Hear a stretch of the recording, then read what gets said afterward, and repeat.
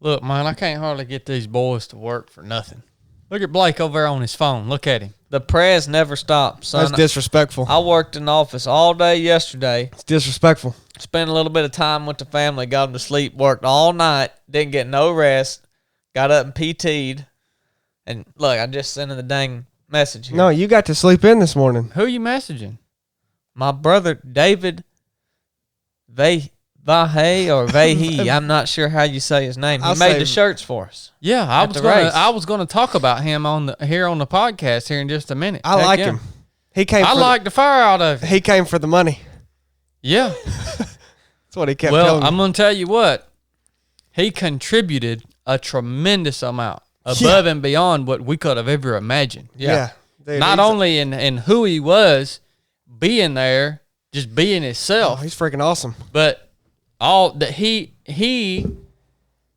made race shirts, designed them, printed them, and mailed them down and here. shipped them for every single runner, plus volunteers. Yep. Special shirts for volunteers. Yeah. How do you? What the heck, man? Yeah. Unbelievable. And like awesome shirts too. Yeah. Highly rated. They were epic. Oh, people love the People shirts. are posting pictures of those shirts. It's everywhere. like no other race shirt out there. No, it was completely unique. Yep. I don't even. Oh man, It's too much to process from this weekend. Man, we had a lot of people. I mean, aside even coming down there helping out, we had people that weren't able to make it that wanted to come that donated lots of money. Yeah. Just to help make it as good as it could be. I don't know. You still can't say much about it. I'm still thinking on it all. I can't put words to it just yet. It's a lot. I mean, it really is a lot to really go through and think about everybody that contributed to that. And what do you even call that?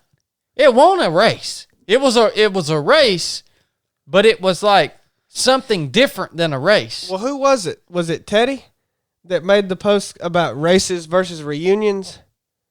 Was it Teddy? Yeah, Teddy. I think it was a reunion. Family reunion. Well, that's what it may have been Teddy that said it. Somebody said when I was eating, they said, all this was a family reunion with a little bit of running.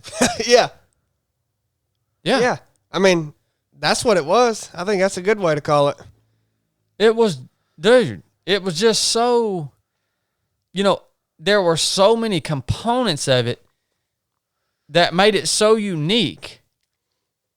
It was a gathering of the most magnificent human beings that I've ever had the pleasure to be around in one place. I truly believe this. I'm not being full of crap. I think I could have left $10,000 in cash sitting on the picnic table, and I don't think $1 of it would have went missing.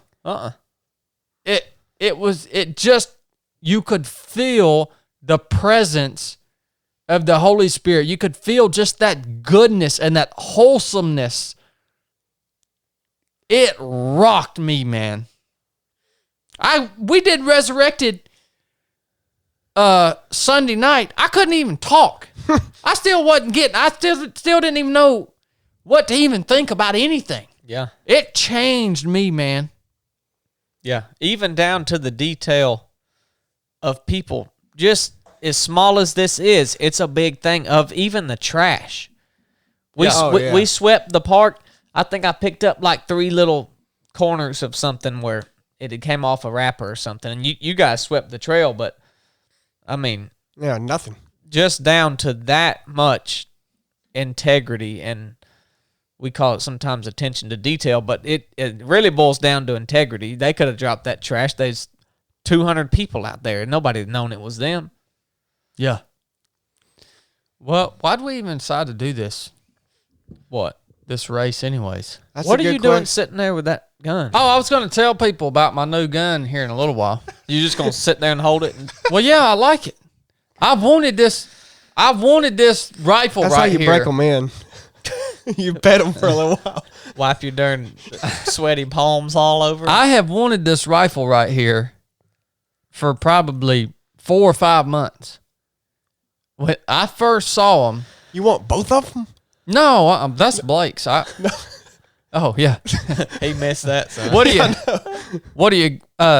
We went to the gun store today, and we had 2. This is one of them. This is a LWRC, ICDI 556. Everybody, don't go out and buy one now. M16C LWRC. Both of them? Look, we had 2. We went to the store. We had 2 of the highest end rifles that they had in the whole store sitting on the counter. This LWRC and a SIG AR-10. And we're looking at them. And I look up at the guy that works the gun counter. And I said, will you cut me a deal if we buy both of these? And he said, both of them? He went, whoa. What the crap? Sorry about that, guys. What the crap, son? The guy was taken aback by the fact. Taken aback by the fact. This guy was taken aback by the fact that a Flowmaster Chad. Give him a beat, Chili. Give him a beat. a bearded man, a skinny lizard-looking man, Noodle. and some guy that left him a terrible review on Google walked up in the store and bought not 1, but 2 of the highest end combat style rifles that they had on the shelf there. Oh, man. That joker probably thought, how these jokers ain't got enough money to buy both of these guns. They ain't got enough money to buy one of these guns. He probably thought we didn't have enough money to get gas to get down there. Look, it trips me out. In Rome, Georgia. He wasn't far off either. We spent all our It's pretty close. Look, all right, yeah. So he goes back to his calculator and goes to the manager and comes back and says, all right, we'll do both of them guns for $2,900. I said, okay. He said, are you paying cash? I said, well, I had to go see how much cash I got. Well, no, first Chad sat there and fretted on it for about 30 minutes. He stood in one spot and just looked at both the guns on the counter. Didn't say nothing to nobody. Well, yeah, I was torn because I have wanted this gun, but it is an expensive rifle. And this is not a sniper weapon, by the way. I mean, this is just a... Nobody said it was. Combat rifle. So, here's the thing. I'm sitting here thinking, well, Blake has a Springfield, what do they call that, a Saint? Yeah. He's got a Springfield Saint here at the office, and he's got it for sale for $850, right? Oh, it's It sold. was $900 a week ago. No, it's sold. He's done come down to $850 on it. It's a brand new rifle. It's sold. By the way, that's okay. Well, it's sold now. We'll see. Well, Chili The says hammer's come down. It's Chili sold. says a lot of things that don't wind up going down. Y'all comment on this. Let us know what you think about it. Name one. Name one thing I've said that ain't went down. You said that we mentioned this on the last podcast. name People one are thing. up in arms. Name one thing. About the paddle trip. Oh, okay. That's your one thing? The paddle trip ain't happened yet. Okay. Well, are you going now? No. Name one thing that has happened. There was something the other day, wasn't there? Well, he was supposed to stay the night. Remember, he said he wasn't going to. and but I did. He ended up. Name one thing that ain't happened that I've said I was going to do and didn't do. Well, We'll see on whatever the dates are on that. But. Yeah, I guess we'll see if he shows up for the paddle trip. He has a boat now. You might want to, if you're going to come, you might want to get that boat and haul it back in that Mazda and get a little practice in it before we go here in about 2 weeks. I'm good. Or not. I mean, I've only paddled in my kayak one time, and I probably won't do it again until we go and launch this adventure. But yeah, I'm sitting here at the counter looking at essentially, over $3,000 worth of guns. We did get a deal on them. And I'm thinking, man, do I really, is it really necessary for me to buy this LWRC? Blake's got that Saint at the house for sale for $850. I'm thinking, man, that's almost half the price of this. And in all reality, that Saint, that Springfield Saint, will 100% serve the exact same purpose that this rifle right here serves. Yeah. There are very minor differences.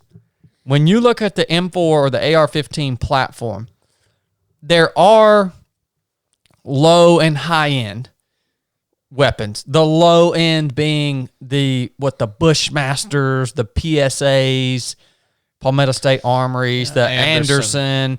Those are super low end weapons. I would not buy those. But the middle market is a solid market in the AR-15 realm. There are a lot of manufacturers that put out a good, solid, capable weapon that will last you a lifetime, and it serves the purpose. When you go up to this higher end weapon like this LWRC, you just see little things.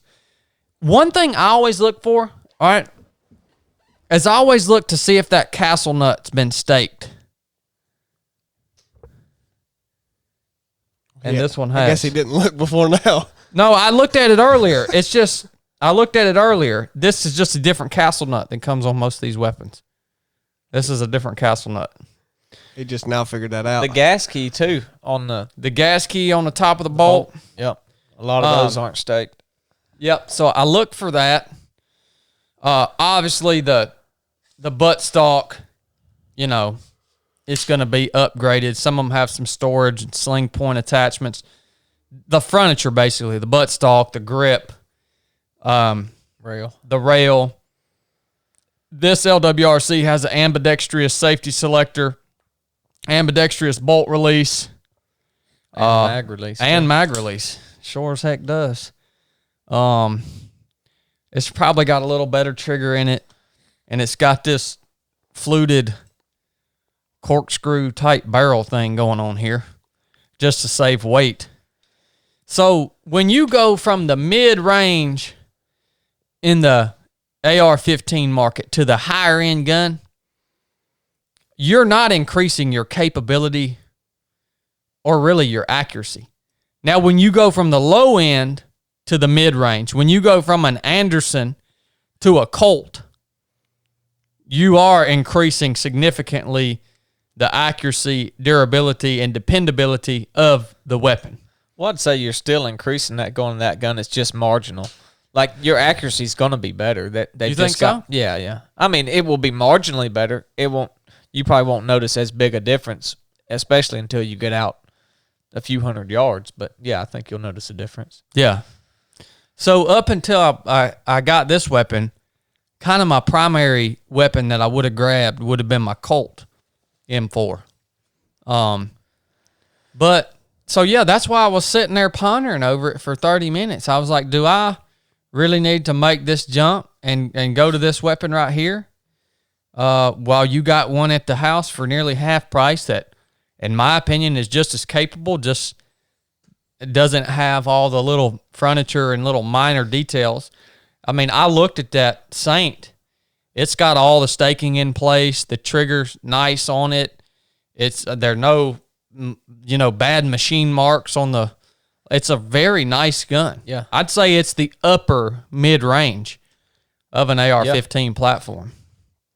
Yeah, and that's a deal. I was looking at those Saints up there today. They have those jokers up there at $1,200, man. Yeah, you can get it from Rome Gun for $1,000. But yeah. I myself, I'm just Daniel Defense, man. I wouldn't own one of them LWRCs. If it ain't Daniel Defense, I ain't having it. Well, Daniel Defense is made in Georgia. I've shot thousands and thousands of rounds from a Daniel Defense upper receiver, which is what we used in the Navy. There's a great weapon, but I had to drive to Dalton if I wanted to even look at one. Their LWRC is known for their piston guns. I mean, I still think that's hot in here, man. Awesome gun, but Blake, you keep buying. Hey, listen, the viewers don't care how hot it is in here, son. Gosh almighty, son. That AC quit working? Like, you keep buying Daniel defense guns, then pawning them off on me. All right, I'll do it, Chili. Keep reselling them. Mark them up before I sell them to you. Daniel Defense is a high-end gun. Wilson Combat is a high-end gun. But yeah, that's why I was pondering it, man. So now I guess Chili's going to buy that Saint. And I've got this LWRC and Vortex. The president of Vortex Optics hit me up the other day. And we already use a bunch of Vortex stuff anyways. I've got, on my Colt, I've got that Vortex Razor. UH1. Yeah, holographic sight, just like their version of the EOTech. They hit us up the other day, the president did, and he said, hey, man, well, actually, Sal put me in touch with him. Said, hey, man, you want to come out and shoot with us for a weekend? So we're going to go out and hang out with them in Wisconsin. But they're supposed to be sending us a box of stuff. Hats and shirts and stuff. Yeah. I hope it's a box of goodies. And we got enough weapons right now that you could probably ship us one of everything you got, Vortex, and we could probably use it all. But we went ahead and bought some more, just to. Well, you can't have something new. You can't have an idle scope sitting around. No, you can't. You got to have something to put it on. If a scope or a red dot is found idling, you better go buy a gun. It's like if you have a truck that don't get drove, you know, it just falls apart. Yep. Dry rots. Yeah, everything's like that. A house that you don't live in. Yeah. Everything. Yep. That's how a scope is, and a gun. Why'd you go with that SIG? You know, I don't know. I've been wanting an AR-10. Not that I really need it. I just, to complete my arsenal. That's just something I needed to get. And I think it's a good price point with it. I mean, I think it's probably middle of the road for AR-10. To get a good higher end AR-10, everything's beefier on them. It's beefed up. So to get a good one of those, you're probably going to spend $2,000 to $2,500 depending on what you get. And then you get really up high, like Seekins Precision makes one, and Christensen Arms makes one, and you know they're up in, even Wilson Combat, they're in the 3,000s for one gun. But that's a good. I think you get a lot of bang for your buck with that gun, and it'll do everything I need it to do. I hope. Well, I'm gonna tell you right now, man. I mean, there's something to be said for the M4 AR-15 platform, because it is light. You can carry more rounds. It's still a pretty nasty round to shoot. It's got good range. Well, especially if you considering protection. Yeah. That's all you need. Yeah, but man, if you ain't gonna carry that around, right? I mean, like, no, you could. It's pretty light. I'm saying if I needed to grab a gun to actually go fight, and I had the option between this and that AR-10 and chambered in 308, that's a hard choice, man. Well, it depends on where you're at. Are your shots inside of 300, or are they out past 300? You plan on having to shoot through some metal or vehicles? You know, I mean, if you consider in combat, if I'd rather shoot that and have a lot more energy going through a that's what I'm saying. vehicle or so. A land warfare scenario or CQB. I mean, I'm gonna go ahead and tell you, you ain't gonna tote that 308, son. You get hit with that 308, you ain't toting it far. No. You ain't going far. No, you go watch some videos of, I mean, there's armor that will stop a 308, but you go watch it and see what the back's like. They'll put it against some ballistic gel or some clay to see how far it dents it in, son. And it's about to mess you up. You're probably going to wish that thing would have zipped on through and killed you, because you're going to be in the pain cave. Oh, yeah. It packs a lot of energy. Yeah. That's the thing with this 5.56 round. A lot of times it'll just zip right through flesh, you know. So that 308's a lot more devastating. And when you shoot that son of a gun, you know it right off the bat. Yeah. I mean, you feel the concussion off of that round when you do shoot it. Yeah.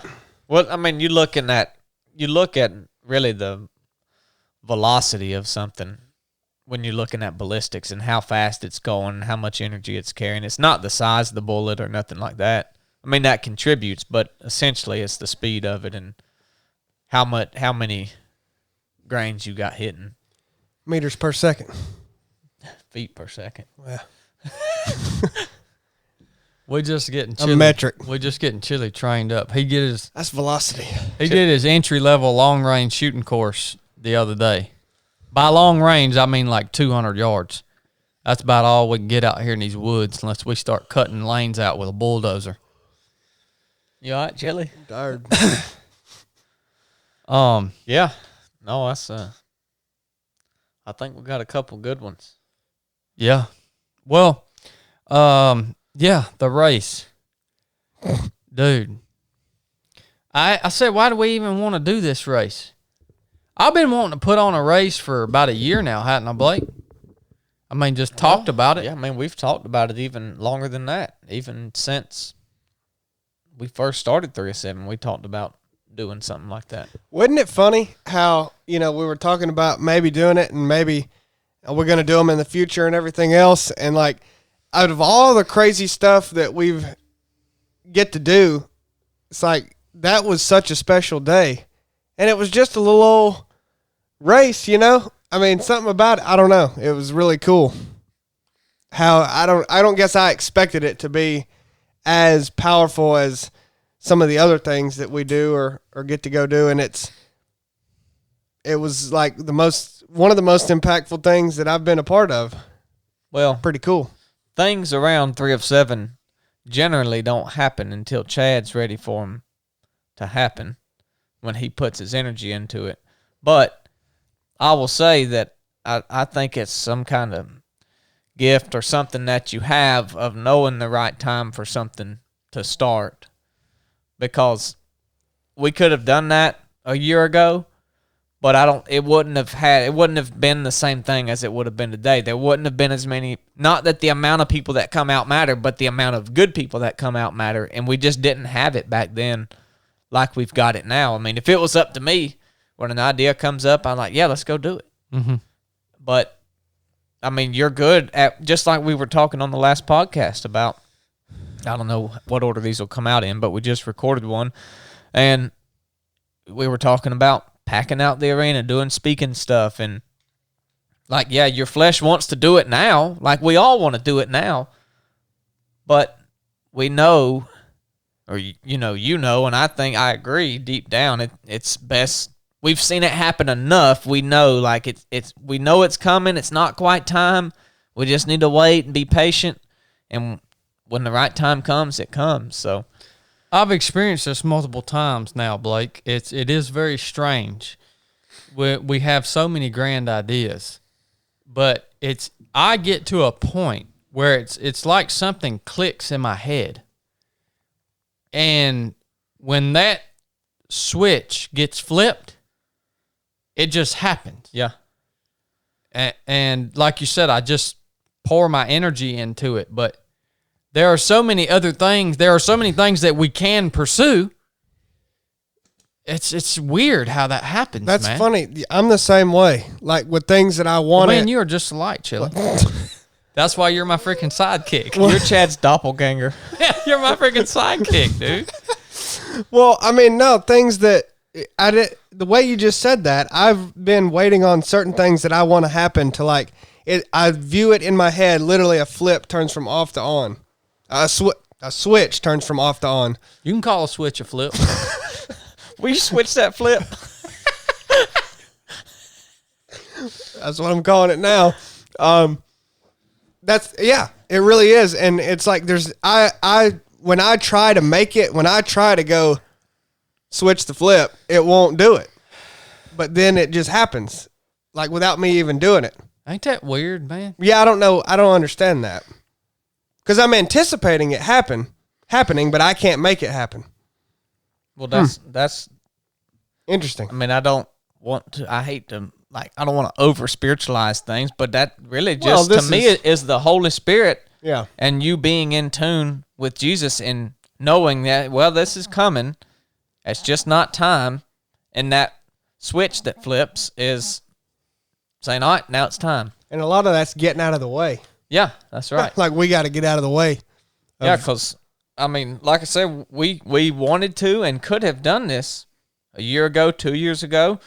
We probably could have put it on as much as you ran. We probably could have put it on and had enough runners just to come out, and it could be a race like any other race, you know. But one thing that made it unique to me, and I think Aaron Dana put it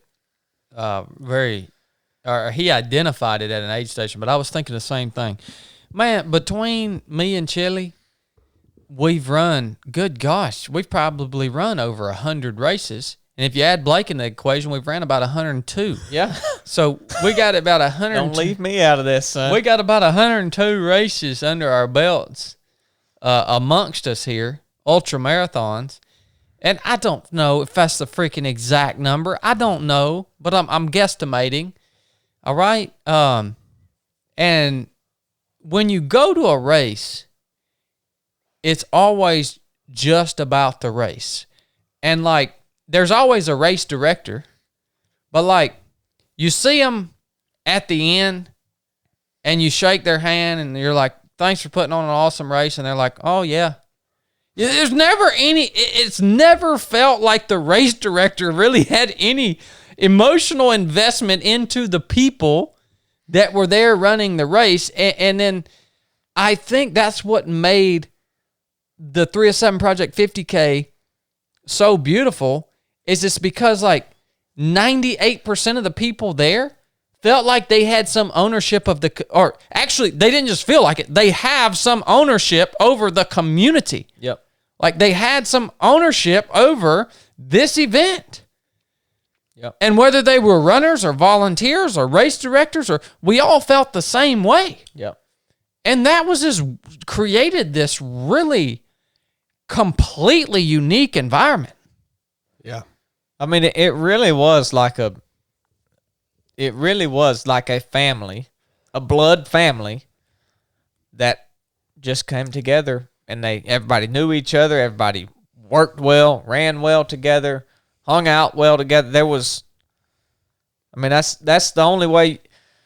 Those were the best people on the planet came to that race, and that's what made it. That's it. Yeah. Boy, I'll tell you, it was something else. Lord willing, we'll do it. Lord willing, that'll be an annual reunion. Yeah. Mm-hmm. We don't even need to call it the 50K. It just needs to be the 3 of 7 reunion. 3 of 7 project reunion with a little bit of running. It ain't even 50K. Yeah. We called it 50K. Well, it ain't even 50K. I got to tell everybody, this has been bothering me. Everybody that was, there's a lot of first-time ultra runners. A lot. At probably 50 people or more. I mean, it was crazy. And everybody's getting so hung up on, including the people who have ran multiple ultras, that it wasn't 50K. It was over 50K. Do you know how hard it is and rare it is to get a 31.09 trail race? Listen, we had a little extra mileage in. It wasn't short. It was a 50K. People got to calm down. I've done a lot of races that was over the distance. I don't think I've ever done a trail race that was exactly the distance. No, I mean, that's just not, you ain't but going to find I hate that. it when they're under. Me too. I hate it when they say it's a 50-mile race. Yeah, can't stand that. And it's freaking 49.5 miles. Yeah, that's a lie. Ours was 50K plus. We didn't lie. How about old Steve Weatherford? Man, he got it done, didn't he? Old Steve Weatherford, son. I'm proud of him. You're out there, man. He said packing that muscle, son. He said he was the vanilla gorilla. Yeah, he looks like a silverback. We had, man, two former NFL players, Steve Weatherford and Mark Brown. Yep. Out there. So many people got there. That's another thing about the culture of ultra running. Speaking of vanilla, can be a little vanilla. Yeah. Yeah, it can. A lot of times. Dude, we got people out here that put roofs on houses. We got people that own concrete businesses. We got people that, all over the map. I'm talking about the salt of the earth, son. Like, I'm not saying that other races don't have that, okay? Other races do have that. But these jokers was down to sling concrete, run an ultra marathon, and eat some daggone barbecue at the end, and then sit around and watch 9 people get baptized, man. Well, what I'm proud of is, man, like the image that people get in their head of an ultra runner is like this. Oh, this is gonna make people mad, but it this West Coast vegan tree hugger, everything else, and like a lot of country people. Did you see that face?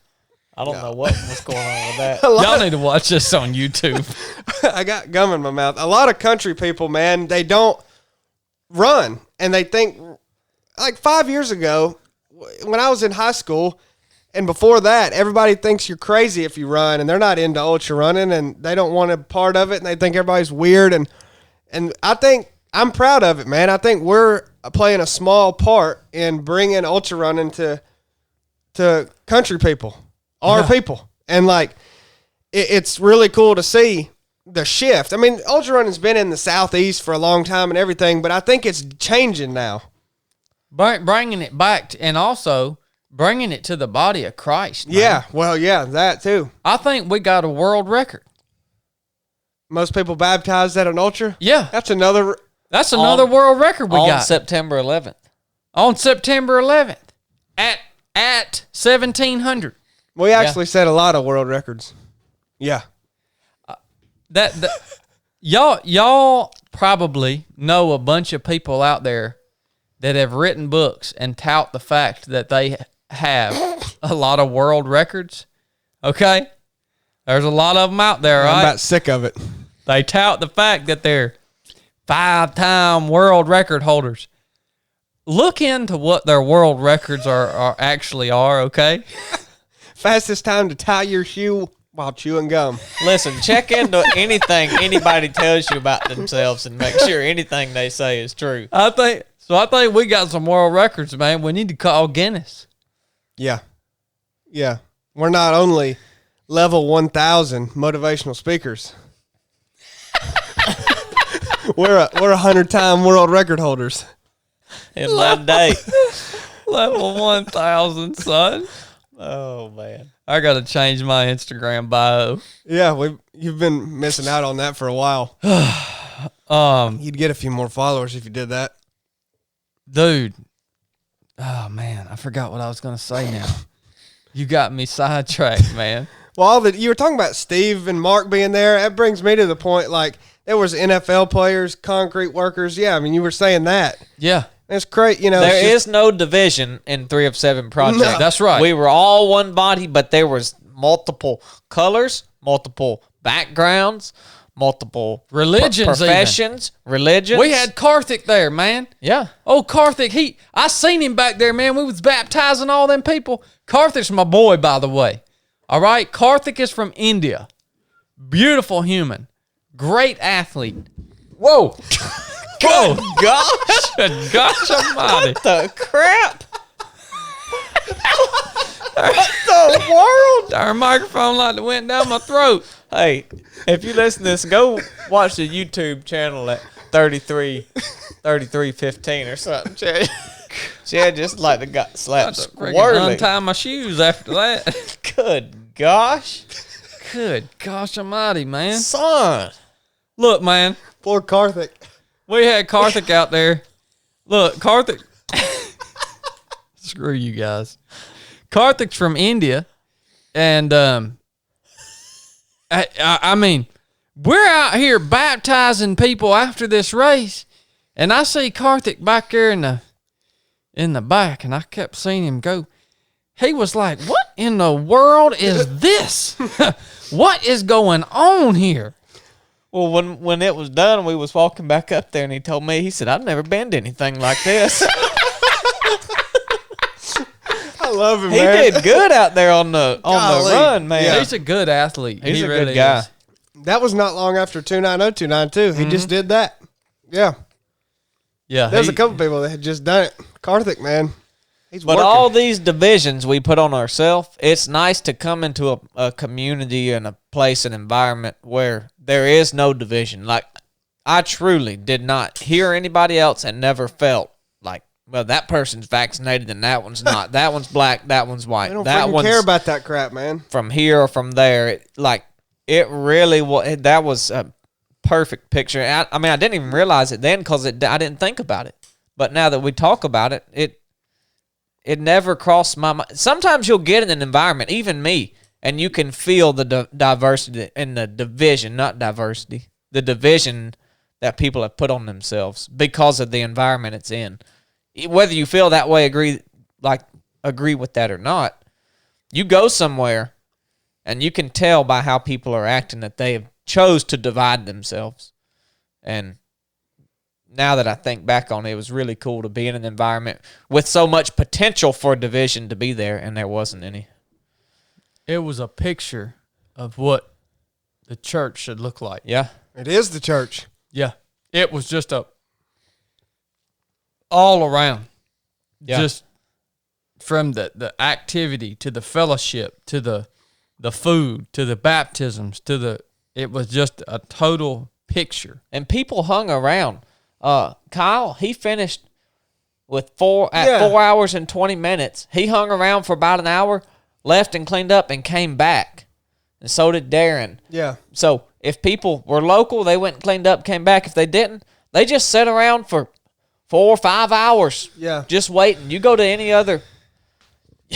Listen, I've ran a lot of ultra marathons in my day, and them 2 that I ran, people would come in, they got their hamburger, and they left. Well, me, all the races I've run, about every single one of them, but one where I met you guys, literally, I've finished and got the crap out. Yeah. I mean, there's something special about hanging around and talking to people. So yeah. You put in the results, Blake. What kind of percentage did we have finishing? We had 17 people that didn't finish. Now, some of them were unofficial finishes. They just didn't hit the cutoff. That's right. So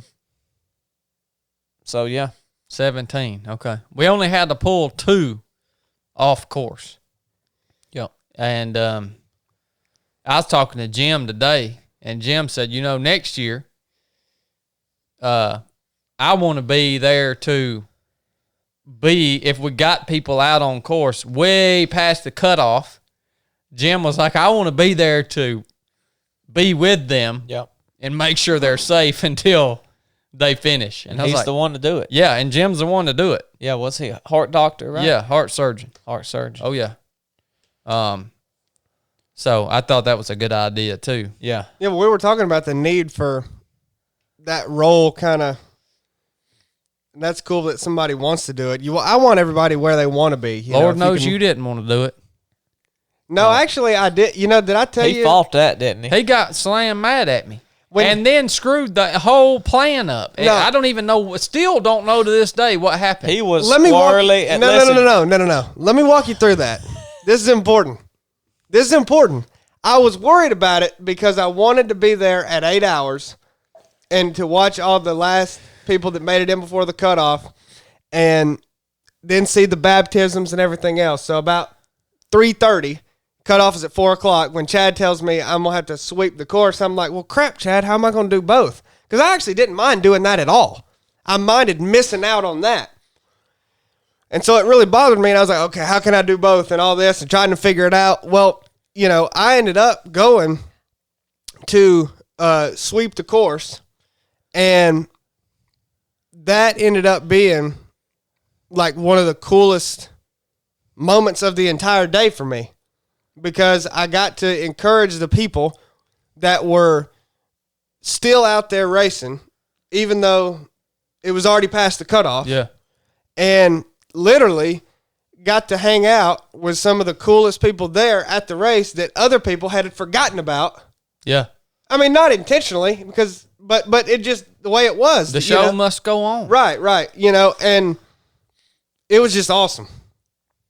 So I just wanted to say that. I did not want to do that at all. I wanted to, but I wanted to do both, Yeah. And it was stressing me because I couldn't be in two places at once. Yeah. But well, that you was sure argued with me. Somebody said, they asked me, they said, is Chili running behind those people that are still out there? I said, yeah. And they said, son, them be some of the most miserable miles them people ever ran, I bet. Hey, how about when he came up to Rudy and said, I've got a plan, and I'm going to tell Chad what the plan is. Rudy knew that wasn't going to fly. What did Rudy say? Rudy said, yeah, you go ahead and try that. Did Rudy tell you that? Yeah. I was hanging out with Rudy at that gate, and when I told him that, he said it to me. He just went, I'd love to see that. Man, talk about a good dude. I was madder than fire, wasn't I, Blake? I asked Rudy and Glenn, I said, did Chili go up through here? I told you were mad at me. They said no. He come up through here and stashed his bike right here and then left. And then came back about 5 minutes later. He jumped out of Jeff's car to come tell me something while it was still moving. Jeff liked to ran him over because he just bailed on the car at probably 10 or 15 miles an hour, put his foot down. His bottom end had run slam out. He had run out of top end, and he had no bottom end to take up.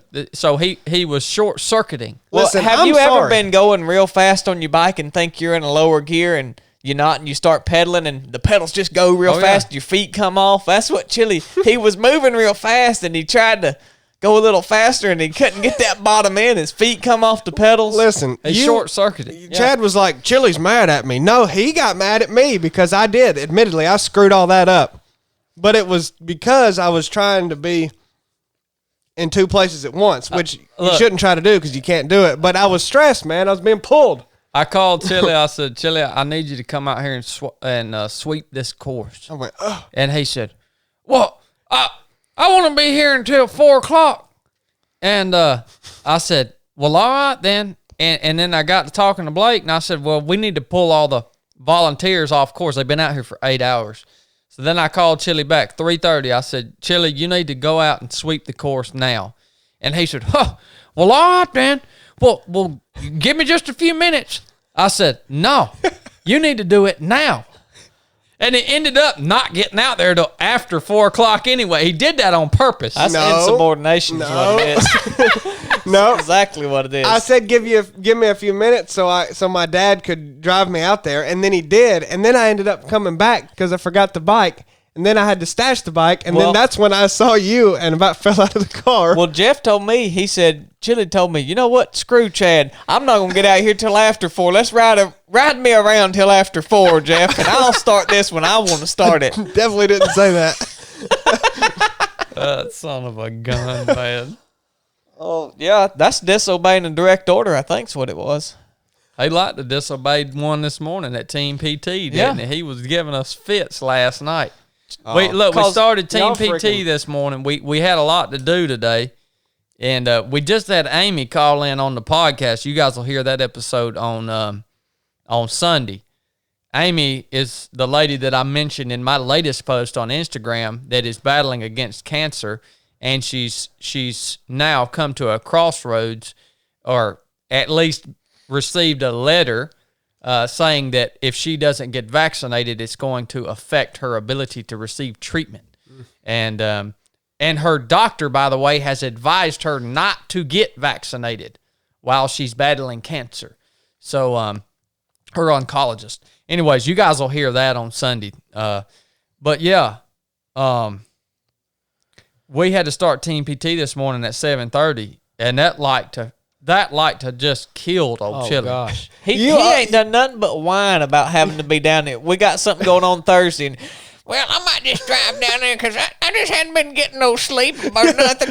What the crap else are you doing, I man? gotta get some rest. He's a single man. Y'all over-exaggerate. He has to work 1 day a week down here. 1 day a week. And he's single. He can't even run far anymore. And so I know he ain't training. What the crap are you doing, Chili? What are you doing? Why are you not sleeping? Good gosh. What does your daily schedule look like? What's your Chili? deal, son?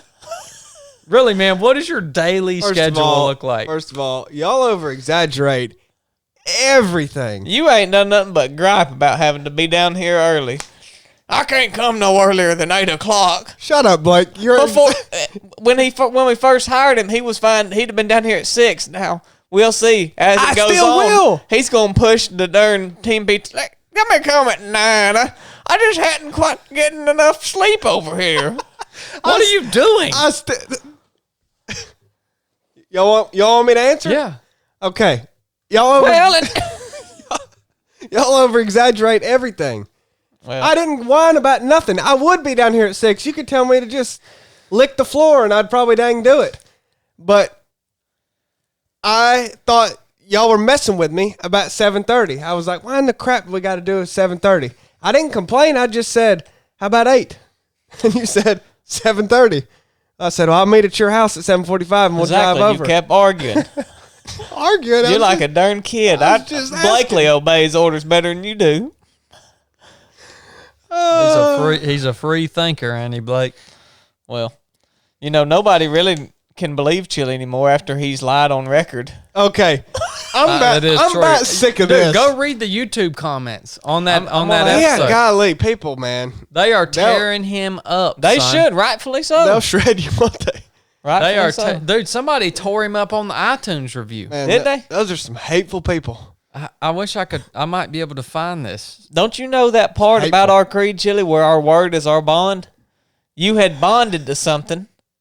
You had bound yourself to that kayaking trip. Now you're trying to. I'm getting pissed now. Listen, it's like J.B. Weld. That freaking battle trip hadn't even happened. I'm getting pissed now. I mean, you act like I've lied. I said name one thing that I have committed to and haven't done. We're about to cut you off like Joe Biden if you don't calm down.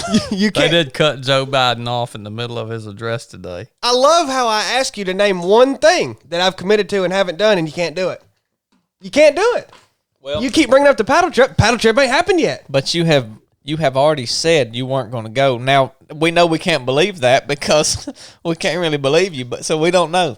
It's like you said you're going to do something, and then you said you're not going to do it. But now we're like, is he really not going to do it, or is he going to do it? Hold on. I said I wouldn't commit to it. That's all I've said from the beginning, and then y'all have tried to twist my words. Hey, listen to this. When I was being trilly. All right. Here's somebody tore Trilly up on the Apple Podcast Player review here. They're probably being serious too. This is Diver Scott, 1973. His review is titled "Grow in Grace," but his review is simply, essentially tearing Chili a new one. Here's Diver Scott's review. It's easy to be yourself in training and work because there is never any judgment. 2 is 1, 1 is none. Why don't it make any sense? The reason, Chili, this is for you. Here's your part. Well, here's my response. The reason Chili is in a slump in training is because he hasn't worked with the team before. His natural reaction is to go off by himself. True. The military took that out of many of us who were in, and we saw its benefit firsthand. True. Give Chili grace. Okay, there you go, Chili. We're going to give you some grace. When he reverts into his youthful behavior, shepherd him. That's pretty good. Thank you, Diver Scott. That is a really good review on Chili. I'm really glad somebody put. Chili has become a megastar, right? Oh, yeah. He's a megastar. Yeah.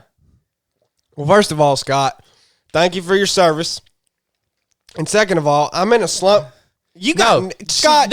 Chili, you need to say, second of all, Scott, thank you for that kind advice. Okay, first of all, Scott, thank you for the review and thank you for your service, more importantly.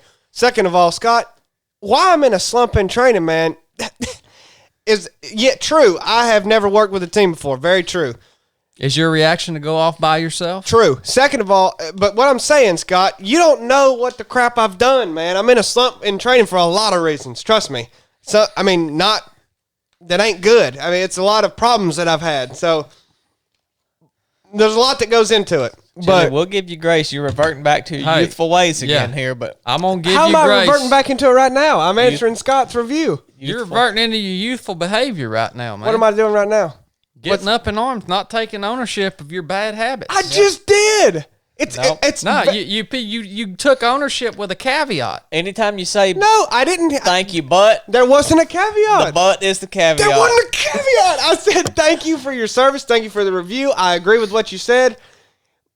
However, he was trying to talk about why I was in a slump in training. That's only a part of it. He's not talking there again. You're thinking like an individual. He's not talking about your individual training. He's talking about your slump in team training. I'm about sick of this. That's right. It's about time to wrap this Team up. PT is to grow the team, Chili, so What we about can on the- operate as a team better, not so we can go. You get a little You're better, writing Chad get a Scott's little review better. for him. He didn't say that. I get a little better. It's so the team gets better. You're writing Scott's review for That's him. why He you're in didn't a say slump. that. Scott, you hit it on the head, son. You Thank did, man. I appreciate that review. Yeah, Really well, is. I don't. Chili's just coming into his life as a megastar. I'm not a megastar. We're gonna. Oh no, you are. No, I'm not. When someone thinks that you're a megastar, you're a megastar. No. And They don't have that power. You've been. Oh yeah. No, they don't. You don't make that determination for yourself. You cannot deem yourself a megastar. I didn't deem myself a megastar. I said I'm not one. And you also can't deem yourself not a megastar, because as soon as you become a megastar in someone else's mind, you are a megastar. People don't have that kind of power over me. Oh, they do. Yeah. They No, do. No.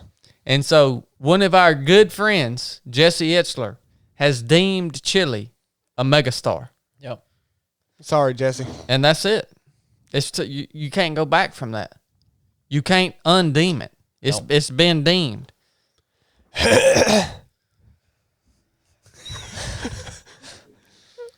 Well, Whoa! Getting dirty on here, boy. Blake is, by the way, not me. Well, all right, guys. We're going to wrap up this comms check here. Everybody that contributed to the race, runners, volunteers, the donations of time, money, food, everything, T-shirts, equipment. It's just unbelievable, man. Thank y'all so much on behalf of 3 of 7 Project.